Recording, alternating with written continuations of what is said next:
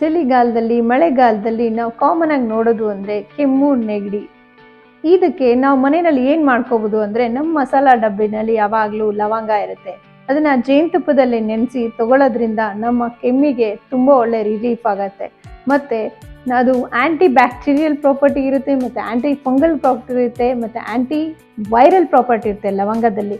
So ನಮಗೆ ಅದರಿಂದ ಕವಚವಾಗಿ ಕಾಪಾಡುತ್ತೆ. So daily ಒಂದು ಲವಂಗನ ಮಕ್ಳು ಡಬ್ಬಿನಲ್ಲಿ ಹಾಕಿ ಕಳಿಸಿದ್ರೆ ಮಕ್ಕಳಿಗೆ ಅದರಿಂದ ರೋಗ ನಿರೋಧಕ ಶಕ್ತಿ ಬರುತ್ತೆ. ಮತ್ತು ಎಲ್ಲರೂ ಅದನ್ನು ಇಟ್ಕೊಂಡು ತಿನ್ನೋದ್ರಿಂದ ನಾವು ಈ ಕೆಮ್ಮು ನೆಗಡಿಯಿಂದ ದೂರ ಇರ್ಬೋದು.